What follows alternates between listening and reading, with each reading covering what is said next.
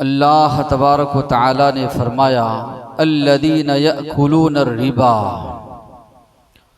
جو لوگ سود کھاتے ہیں، لا یقومون، نہیں کھڑے ہوں گے قیامت کے دن مگر اس طرح جس طرح کہ وہ شخص جس کو شیطان نے چھو کر خبتی بنا دیا ہے، چھو کر شیطان نے اس کو پاگل بنا دیا ہے۔ ذالک بأنہم، اس طرح اس لیے ہوگا کہ ان لوگوں نے کہا کاروبار بھی تو سود ہی کی طرح ہے، حالانکہ اللہ نے کاروبار کو، تجارت کو حلال قرار دیا ہے اور سود کو حرام قرار دیا ہے۔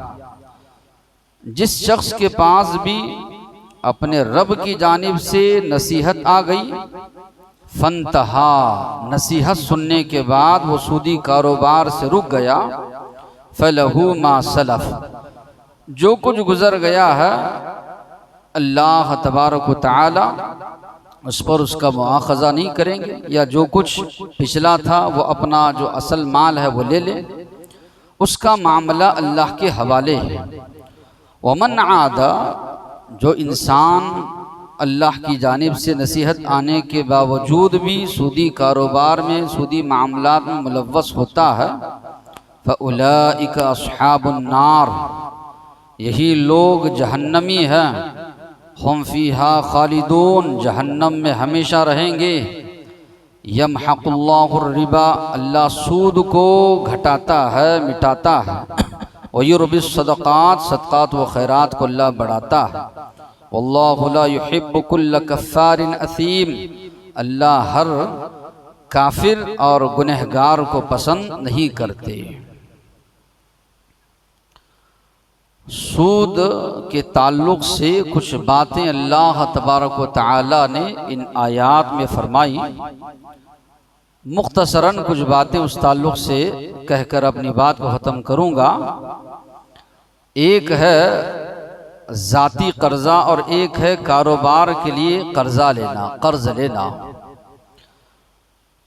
یہ یہودیوں کی سوچ ہے، یہودیوں کی فکر تھی کہ وہ لوگ سودی معاملات کو بھی یہ کہتے تھے کہ یہ بھی ایک کاروبار ہی ہے، یا وہ لوگ لوگوں کے درمیان یہ بات کہتے تھے کہ کاروبار بھی ایک سود ہی ہے، کاروبار میں جس طرح انسان نفع کماتا ہے اسی طرح سود سے بھی نفع کماتا ہے۔ تو آج بھی کئی ایسے مسلمان جو یہودی ذہن رکھنے والے ہیں، وہ بھی لوگوں کے درمیان یہ باور کرواتے ہیں کہ ذاتی معاملات کے لیے ہم سود نہیں لے سکتے، لیکن کاروبار کا اگر معاملہ ہے تو سود لے سکتے ہیں، یہ باور کرواتے ہیں۔ اور کچھ لوگ ایسے ہیں وہ کہتے ہیں کہ سود جو ہے لینا حرام ہے، دینا جو ہے جائز۔ بڑے بڑے علماء بھی جو ہے، کئی اس سے پہلے جو ویڈیو وائرل ہوا تھا تو ایسے لوگوں جن کے بیانات بھی لوگ بہت زیادہ سنتے ہیں، طارق جمیل صاحب، ان کا یہ ویڈیو بھی وائرل ہوا تھا کہ سود جو ہے دے سکتے ہیں، لینا حرام ہے، جبکہ اسلام میں ایسا کوئی معاملہ نہیں ہے۔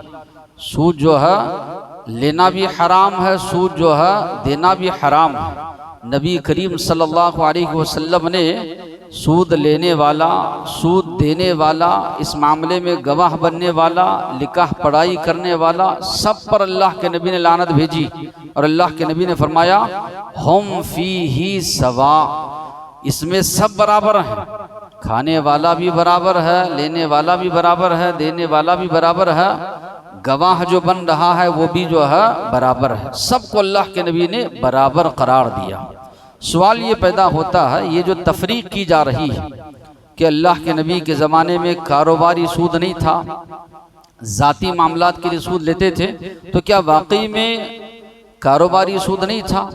اور ایک اعتراض یا ایک بات یہ بھی بتائی جاتی ہے کہ یہ جو کاروبار کے معاملے میں جو سود لیتے ہیں یہ آپسی رضامندی ہے، ہم لینے کے لیے راضی ہیں، وہ دینے کے لیے راضی ہیں۔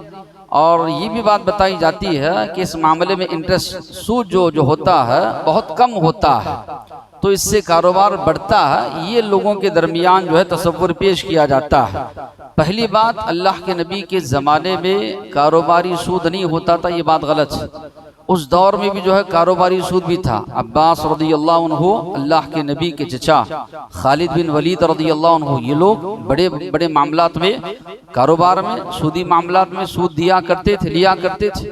حجۃ الوداع کے موقع پر اللہ کے نبی نے جب سود کو حرام قرار دیا، سب سے پہلے اعلان کیا کہ میں اپنے چچا کے سود کو کالعدم قرار دیتا ہوں، کہ جتنا بھی سودی معاملات تھے میرے چچا کے وہ معاف، جو بھی سود دینا تھا وہ سب کا سب معاف۔ یعنی شروعات اللہ کے نبی نے اپنے گھر سے کی۔ تو معلوم یہ ہوا اس دور میں یہ تجارتی معاملات میں سودی معاملات جو ہے موجود تھے۔ دوسری بات یہ کہ آپسی رضامندی، آپسی رضامندی کی وجہ سے کوئی چیز جو شریعت میں حرام ہے وہ حلال نہیں ہو جاتی۔ اب جیسے کہ زناکاری ہے، دو لوگ آپسی رضامندی سے کر رہے ہیں تو کیا حلال ہو جائے گا؟ نہیں، حرام۔ تو اسی طرح یہ سودی معاملات بھی ہے کہ آپسی رضامندی ہے، لینے والا بھی راضی ہے، دینے والا بھی راضی ہے، تب بھی یہ چیز حرام ہے، جائز نہیں ہے۔ اور یہ جو کہا جا رہا ہے کہ اس پر سود بہت کم لگتا ہے، کم یا زیادتی اللہ نے یہ نہیں کہا۔ سود بہرحال سود ہے، چاہے وہ زیادہ ہو چاہے وہ کم ہو، ہر لحاظ سے جو ہے اس کو حرام جو ہے قرار دیا گیا ہے۔ قرآن مجید کے الفاظ پر اگر آپ غور کریں گے تو اللہ تبارک و تعالیٰ نے فرمایا احل اللہ البیع وحرم الربا۔ اللہ تبارک و تعالیٰ نے کاروبار کو حلال قرار دیا ہے اور سود کو حرام قرار دیا ہے۔ تو یہاں پر اللہ تبارک و تعالیٰ نے کاروبار کے ساتھ سود کا تذکرہ کیا، یعنی اس دور میں یہ چیز رائج تھی، تبھی تو اللہ تبارک و تعالیٰ نے کاروبار کے ساتھ سود کا تذکرہ کیا کہ کاروبار کرنا، تجارت کرنا اللہ نے فرمایا یہ حلال ہے اسلام میں، لیکن سود اللہ نے فرمایا حرام ہے۔ اب دوسری آیت میں اللہ نے فرمایا یمحق اللہ الربا ویربی الصدقات۔ یہاں پر دیکھیے صدقہ و خیرات کے ساتھ اللہ نے سود کا تذکرہ کیا۔ اللہ سود کو گھٹاتا ہے اور صدقہ و خیرات کو اللہ تعالیٰ بڑھاتے ہیں۔ یہاں پر آپ غور کیجئے، بظاہر ایسے معلوم ہوتا ہے کہ سود سے مال میں اضافہ ہو رہا ہے، صدقہ و خیرات ہم کر رہے ہیں، زکوٰۃ نکال رہے ہیں، 2.5% ہو یا جتنا بھی اللہ کے راستے میں نکال رہے ہیں، ظاہری طور پر کم ہو رہا ہے۔ اللہ تعالیٰ فرما رہے ہیں یہ ظاہر میں اس طرح نظر آ رہا ہے، ورنہ سودی معاملات جو لوگ کرتے ہیں اللہ اس میں خیر و برکت عطا نہیں کرتے۔ جو انسان زکوٰۃ نکالتا ہے، صدقات و خیرات کرتا ہے، غریبوں کی، بیواؤں کی، یتیموں کی دعا لیتا ہے، اس دعا کی وجہ سے اور اللہ تبارک و تعالیٰ کے حکم کو ماننے کی وجہ سے اللہ تعالیٰ مال میں اور زیادہ اضافہ کرتے ہیں۔ تو یہاں پر دیکھیے صدقہ و خیرات کے ساتھ تذکرہ کیا، یہ ذاتی معاملات ہیں۔ تو معنی یہ ہوا چاہے ذاتیات کے لیے سود لینا ہو یا کاروبار کے لیے ہو، دونوں کا تذکرہ کر کے اللہ نے فرمایا سود کی اللہ تبارک و تعالیٰ نے مذمت جو ہے فرمائی۔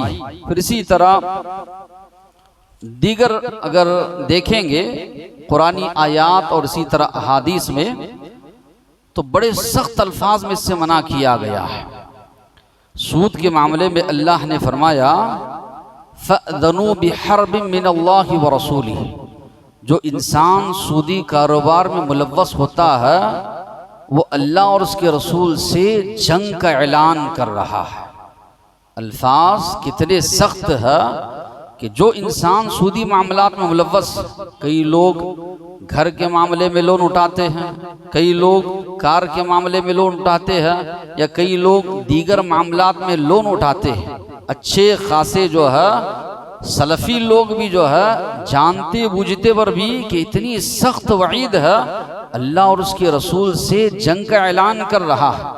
کون مسلمان ہو سکتا ہے یا کون مومن ہو سکتا ہے اس کا ایمان اتنا زیادہ گر گیا ہے کہ اللہ تبارک و تعالیٰ فرما رہے ہیں کہ وہ انسان اللہ اور اس کے رسول سے جنگ کا اعلان کر رہا ہے جو سودی معاملات میں ملوث۔ اور یہاں پر جو اللہ تبارک و تعالیٰ نے فرمایا فمن جاءہ موعظہ، جو انسان قرآن کی نصیحت سننے کے بعد رک جاتا ہے، پچھلا اللہ معاف کرنے والا ہے، وَأَمْرُهُ إِلَى اللَّهِ، اس کا معاملہ اللہ کے حوالے، وَمَنْ عَادَ، لیکن جو انسان سودی معاملات کے بارے میں سنتا ہے کہ سود لینا دینا حرام ہے، یہ چیز جو ہے انسان کو جہنم میں لے جانے والی ہے، یہ چیز اللہ اور اس کے رسول سے جنگ کے اعلان کرنے کے مترادف ہے، اس کے باوجود بھی ملوث ہوتا ہے، تو اللہ نے کہا اولئک اصحاب النار، یہ لوگ جہنمی ہیں۔ اتنا کہہ کر اللہ نے خاموشی اختیار نہیں کیا، اللہ نے بس نہیں کیا، کہا ہم فیہا خالدون، جہنم میں ہمیشہ رہیں گے۔ بہت کم گناہ ہے جن کے لیے اتنی سخت وعید آئی ہے کہ اللہ تبارک و تعالیٰ نے اور اللہ کے نبی نے اتنے سخت الفاظ استعمال کیے۔ اللہ کے نبی نے فرمایا زناکاری اس کے گناہ کے اگر 70 حصے کیے جائیں، ماں سے زناکاری کتنا بڑا جرم ہے۔ اللہ کے نبی نے فرمایا سود کے اگر 70 حصے کیے جائیں تو اس کا 70واں حصہ یہ گناہ ہوگا۔ تو اندازہ ہم نہیں لگا سکتے کتنا بڑا گناہ جو ہے قرار دیا گیا سود کو، سودی معاملات کو۔ اللہ کے نبی نے فرمایا اگر ایک انسان جو ہے جانتا ہے کہ یہ سود کی چیز ہے پھر بھی کھا رہا ہے، اللہ کے نبی نے فرمایا 36 مرتبہ زناکاری سے بڑھ کر اس کو قرار دیا گیا۔ تو سوال یہ پیدا ہوتا ہے قتل و غارت گری ہے، شرک ہے، اس کے لیے اتنی سخت جو ہے الفاظ اللہ کے نبی نے استعمال نہیں کیے، مگر سود کے لیے بڑے سخت الفاظ استعمال کیے۔ وجہ کیا ہے؟ تو وجہ اس کی علماء اکرام یہ بتاتے ہیں اسلامی تعلیمات سے بالکل اس کا ٹکراؤ ہے۔ اسلامی جو تعلیمات ہیں آپ اس کو پڑھیے، اسلامی تعلیمات میں کیا ملے گا؟ اخوت، بھائی چارہ، ہمدردی، ایک دوسرے کے کام آنا، ایک دوسرے کی مدد کرنا، ایک دوسرے کا ساتھ دینا۔ معاشرے میں مالدار لوگ ہیں، جو غریب لوگ ہیں ان کو زکوٰۃ، صدقات، خیرات، دیگر چیزوں کے ذریعے ان کی مدد کرنا، یہ اسلام کا نظام ہے۔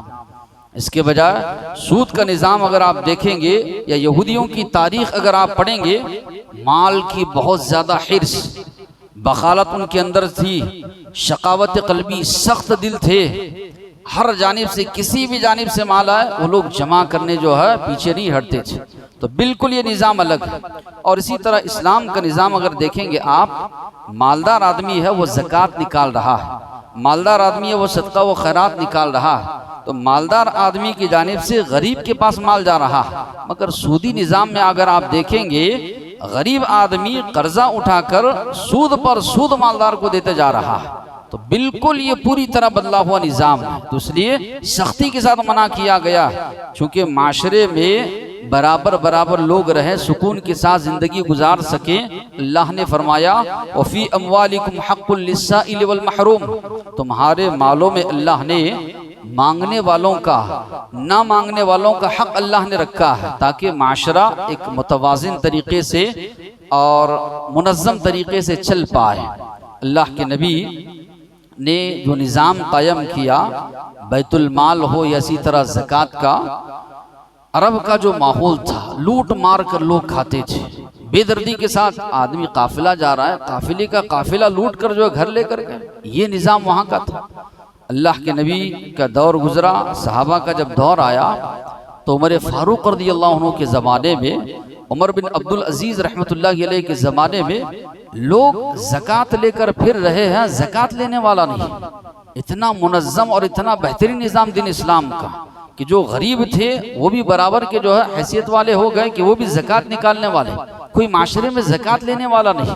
تو اتنا بہترین جو ہے نظام ہے دین اسلام کا، اور یہ سودی نظام بالکل اس کے ساتھ جو ہے ٹکرانے والا نظام ہے، جو ہے وہاں پر بالکل مخالف نظام ہے۔ اس لیے اللہ تبارک و تعالیٰ نے بہت سختی کے ساتھ جو ہے اس سے منع فرمایا۔ پھر اسی طرح یہ جتنے بھی اکاؤنٹس ہیں اسلامی لحاظ سے دیکھا جائے، سیونگ ہو یا اسی طرح کرنٹ اکاؤنٹ ہو یا اسی طرح فکس ڈپازٹ جو لوگ رکھتے ہیں، اس سارے معاملات میں سود آتا ہے۔ اللہ کے نبی نے فرمایا ایک دور آئے گا ہر ایک انسان جو ہے سودی معاملات سے بچنا بہت مشکل ہوگا، کسی نہ کسی طریقے سے ملوث ہوگا، چونکہ اب ایک مسلمان نہیں چاہتا لیکن مجبوری ہے، حالات اس طرح کے بن چکے ہیں، تو ایک مسلمان جہاں تک ہو سکے بچنے کی کوشش کرے۔ ہاں جہاں پر لا محالہ طور پر اس کے بغیر چارہ ہی نہیں ہے، وہاں اس حد تک ایک مسلمان استعمال کر سکتا ہے، ورنہ سیونگ میں ہے وہاں بھی ہمارا پیسہ سود میں استعمال ہو رہا ہے، یا اسی طرح کرنٹ اکاؤنٹ ہے وہاں پر بھی ہمارا جو روپیہ پیسہ ہے سود میں استعمال ہو رہا ہے، یا فکس ڈپازٹ جو کرتے ہیں وہ تو حرام ہے، وہ تو جائز ہے ہی نہیں۔ اسی طرح انشورنس جو کرا رہے ہیں وہ بھی شریعت کے لحاظ سے جو ہے جائز نہیں۔ تو بہرحال اگر دیکھا جائے تو بڑی سختی کے ساتھ شریعت میں اللہ تبارک و تعالیٰ نے اور اللہ کے نبی نے سودی معاملات یا اسی طرح سودی کاروبار سے جو ہے منع کیا ہے۔ اس کے باوجود بھی کئی لوگوں کو دیکھنے میں آتا ہے، شوق میں آ کر کار کے معاملے میں ہو یا گھر کے معاملے میں ہو لون اٹھاتے ہیں، سالوں سال تک سود بھرتے ہیں، سالوں سال تک سودی معاملات ملوث ہوتے ہیں، جبکہ ایسے لوگوں پر لعنت بھیجی گئی ہے۔ لعنت یہ وہ چیز ہے جو اللہ تبارک و تعالیٰ نے شیطان پر بھیجی۔ لعنت کے معنی یہ ہے کہ اللہ نے اس کو اپنی رحمت سے دور کیا، تو بڑی سختی کے ساتھ منع کیا گیا ہے۔ ایک مسلمان کو چاہیے حتی المقدور سودی معاملات سے بچنے کی کوشش کرے۔ اللہ سے دعا ہے جو باتیں سنے ہیں عمل کی توفیق عطا فرمائے۔ وآخر دعوانا الحمدللہ رب العالمین۔